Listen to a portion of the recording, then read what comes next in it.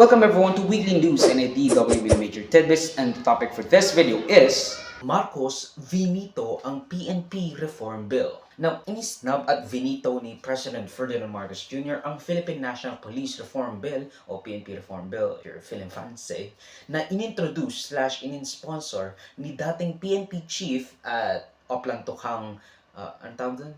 Implementer Senator Ronald Bato de la Rosa. He's kind of the executioner, or at least he's dubbed as the executioner ng war on drugs ni, again, President or former President Rodrigo Duterte, na magbibigay ng organizational reforms or dapat ng organizational reforms sa PNP. Ia-amend daw nito yung PNP Organization Reforms Act or yung RA 6975 aka the DILG Act of 1990 or RA 8551 o PNP Reform and Reorganization Act of 1998. At least yun yung nabasa ko sa Senate press release or something. Basta yan. Sinabi ni President Marcos sa kanyang veto message para, para malaman ng iba kung ano yung dapat nilang baguhin or at least ano yung ipupuna niya.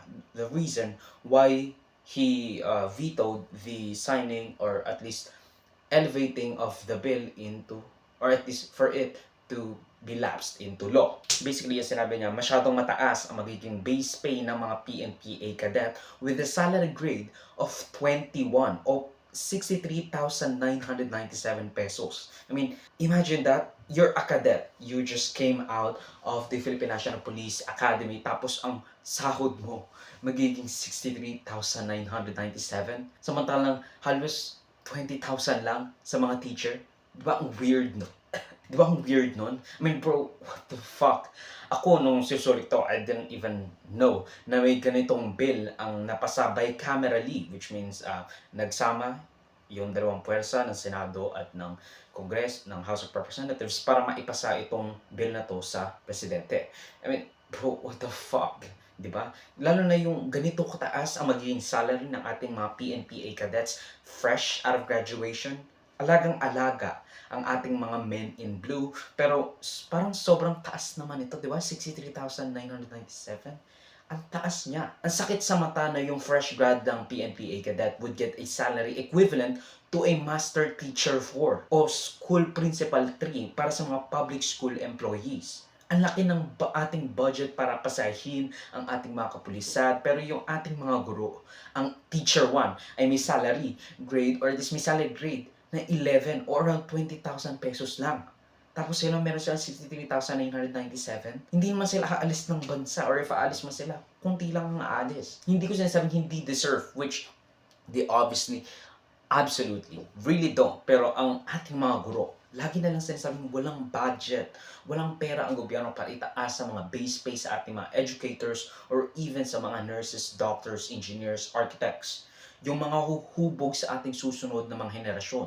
Tapos napakagalante ninyo sa mga class traitors because that's what or at least that's what people of the proletariat, lalo na yung mga komunista, sosyalista, or at least itinuturing nila na class traitor ang mga pulis. Kaya umaalis ang ating mga professionals Napakababa ng minimum wage natin sa public at private. Even though tinaasan na nila 35 pesos and even if ipinasan nila yung 100 pesos na dagdag na minimum wage hike. Talaga ang weird natin. Napakababa na ng minimum wage natin sa public at private. Talagang nanlulumo ka sa brain drain dahil yung mga may utak napupunta ng ibang bansa samantalang natitira dito yung kanilang pamilya, anak. Of course, yung mga anak nila, makikita nila yung mga magulang nila na pumunta ng ibang bansa para mapagpaaral sila.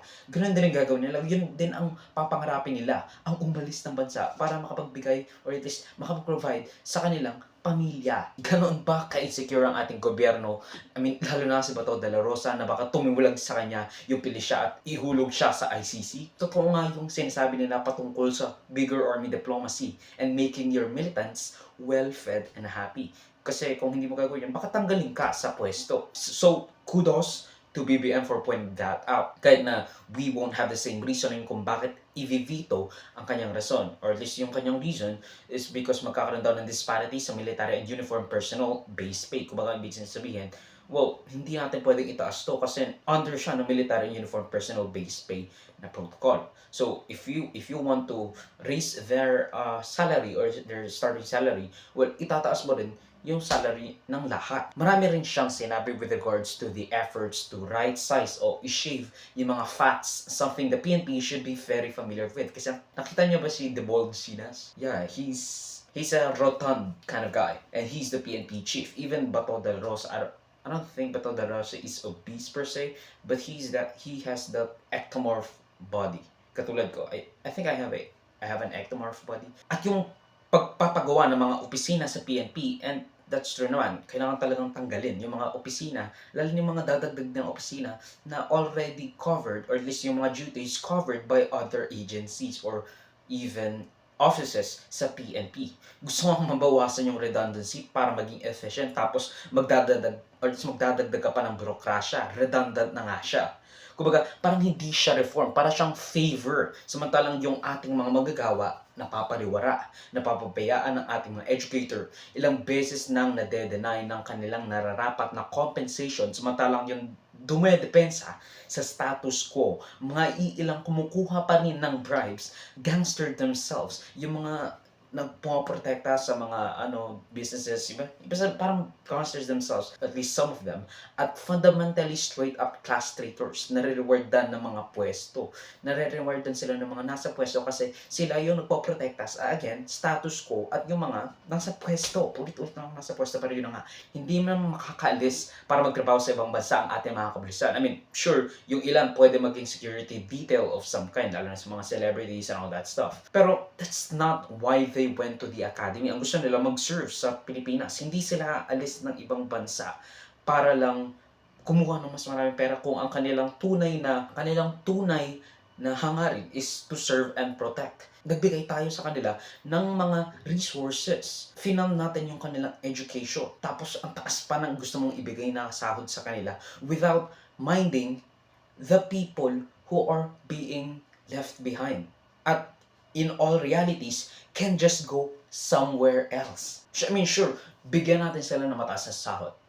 Itaas natin lang sahod nila, pero huwag natin kakalimutan yung ating mga guro, mga nurse, mga doktor, mga inhenyero, even yung mga manggagawa, mga contractors, mga construction workers natin, yung mga farmers natin. Di ba? Kailangan natin sila bigyan ng insentibo. Hindi lang yung police. Public service sila, masyado na silang naaaruga, samantalang yung may kakayahang umalis ng bansa tulad ng mga nurse, guro, doctor, IT professionals, engineers, architects, medtech, basically every professional na maaaring lumabas sa bansa, napipilitang lumabas ng bansa kasi mababa ang sweldo. Tapos sila itataas mo ng 63,000 a month. Di ba ang weird? Hindi natin kailangan ng sobra na lang ang sahod nila dahil naman hindi nila magagamit, or at least the vast majority of them can't and also won't. Kasi again, maliliit tayo mga Pilipino, and one of the good things para sa mga security dito ng mga celebrities, even ng rich people or influencers themselves,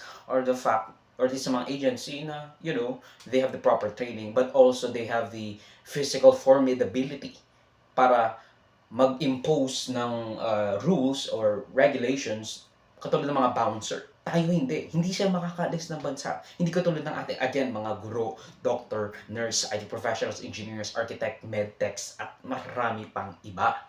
Samantalang ating mga profesional, kayang-kaya nila umalis. Sila dapat ang tinutulungan natin para magstay. Sila dapat binibigyan natin ng insentibo para magstay. May ibsan ang brain drain sa ating bansa at mapapakinabangan yung ilang taon nating pagbibigay sa kanila ng public service. I mean, imagine this. Pinanganak sila sa ospital, public. Nag-aral sila sa public schools from kindergarten to fucking grade 1 to grade 6, then grade 7 to grade 12, tapos from first year to fourth year or even fifth year. Ang iba, 4Ps o binibigyan ng allowance o subsidy ng gobyerno para makapag-aral. Tapos aalis lang sila ng bansa para mas malaki yung sahod. Untaxed income, or at least untaxed income dahil remittances. Tapos ganoon rin ang ituturo nila sa kanilang mga anak, kapitbahay, pamangkin, kapatid at asawa. Of course, sasabihin nila, well, it worked for me. Kaya dapat kayo rin umalis din kayo ng bansa para makapag-provide kayo sa mga kapamilya mo dito sa Pilipinas. At dahil doon, nabubuwag yung ating pamilya, or at least the idea of a well-knit type tightly-knit family. Nabubuwag ang ating pamilya whose foundation ay tinuturing ng Constitution as an inviolable social institution at hindi siya out of choice katulad ng nangyayari sa divorce. This is purely out of desperation to provide or at least discontent sa ating status quo at sa kanilang karaniwan or at least the normal state of being. Nabubuwag ang ating pamilya whose foundation ay tinuturing ng Constitution as an inviolable social institution. Dahil kailangan magtrabaho ni tatay, ni nanay, ni lolo, ni lola, ni tito, ni tita, ni kuya, ni ate, ni pinsan, ni bunso, ni kapitbahay sa ibang bansa at kumayod para sa mas magandang bukas. Bakit magsisikat pa ang mga kabataan kung maaari sila makapunta ng UAE, Saudi Arabia, Qatar, USA, Canada, Australia, Japan at magtrabaho bilang domestic helper or kung ano man ang hindi kailangan ng undergraduate degree, just diploma or high school diploma would suffice. Di ba? Ang weird. Tapos pahirapan mo pa sila sa grade 11 and 12 kung hindi naman talaga nila kakailangan or hindi sila pupunta ng college. Hindi sila mabibigyan ng diploma for high school kasi nga, the only reason why we had grade 11 and grade 12 ay para sa ating mga professional na umaalis ng ibang bansa kasi kailangan nila mag-aral ulit ng 2 taon para makompleto yung basic education nila. Kumbaga, parang ginawa lang natin as a convenience for those na pinaplano natin umalis ng ibang bansa, yung ating mga medical professionals most of the time. Kumbaga parang pinipilit ng ating gobyerno na umalis kayo ng bansa para makabigay kayo ng remittance. Imbes na itaas ang ating wages dito, nagkakaroon tayo ng brain drain dahil nga napakababa ng ating sweldo. Tapos binibigyan pa natin sila ng qualifications na again, hindi naman talaga needed or at least pinapahirapan pa natin or pinapahaba pa natin yung length of time that they will be stuck in school para na magkaroon ng high school diploma. I'm not demeaning them, pero ayun yung malaking problema ng ating bansa. Yung mga professional at able-bodied individuals ay hindi nagsistay sa ating bansa tapos ang natitira sa atin tambay, adik, mga gustong umalis ng bansa, mga walang kakayahang umalis ng bansa, or is kakabalik lang galing sa ibang bansa, mga balikbayat, at mga underpaid workers. Kasi nga, mas madali sa ibang bansa kumita. I'm not saying that don't take care of our policemen and public uniformed servants, pero is that really the best use of our funds? Diba? Ang video clip na ito ay galing sa aking series na News Worthy Recap. Check the entire video for the complete weekly news recap and subscribe to the channel to be kept up to date sa mga local at global news na I'll make sure would be interesting to you particularly. Di ko alam yung name mo pero you should subscribe. You Muhammad Smith? I don't fucking know. John Smith? Salamat sa manunod mga kabayan. For me, like, subscribe, follow my links in socials and avoid shows that would be linked down below. Sa susunod muli, of course, paalam.